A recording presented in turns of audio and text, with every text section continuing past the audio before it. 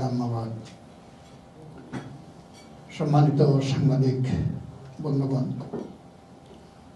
আল্লাহ তাআলার শুকরিয়া আদায় করি যে আজকের এই বাদাল মাগরিবের আয়োজনে আল্লাহ তাআলা আমাকে আপনাদের সাথে শামিল হওয়ার তৌফিক এনায়েত করেছেন। আলহামদুলিল্লাহ। আজকে আসলে আমাদের একটি দুঃখ ভারাক্রান্ত দিন। আপনারা জানেন, গত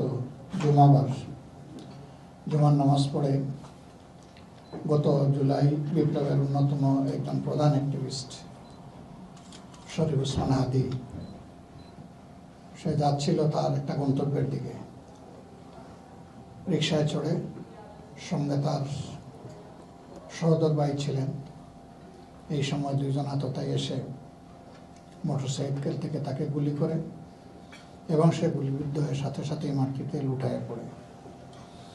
ঢাকা মেডিকেল কলেজে নেওয়া হয়। জরুরি ভিত্তিতে তার ব্রেইনে অস্ত্রোপচারও করা হয়।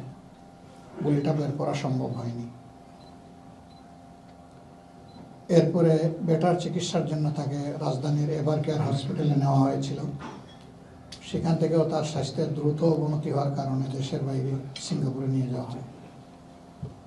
আজকে সিঙ্গাপুরে দ্বিতীয় অপারেশনের পরে তার আর রিকভারি হয়নি এবং চিকিৎসকরা তাকে মৃত ঘোষণা করেছেন। ইন্না লিল্লাহি ওয়া ইন্না ইলাইহি রাজিউন।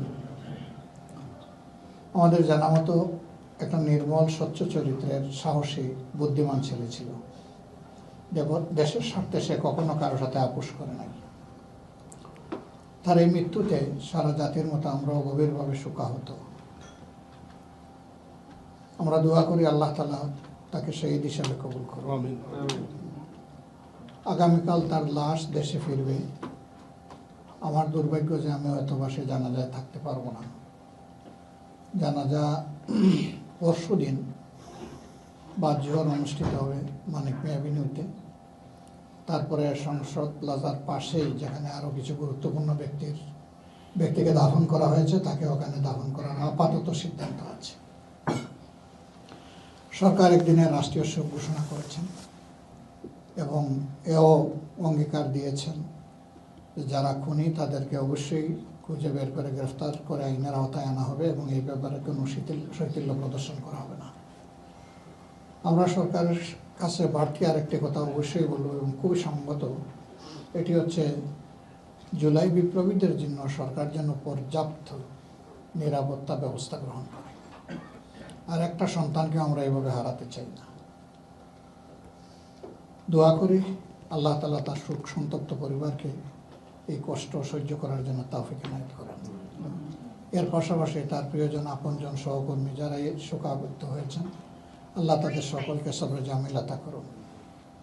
আজকের এই সন্ধ্যায় প্রথমে আমি আপনাদেরকে ধন্যবাদ জ্ঞাপন করছি যে আপনাদের একটি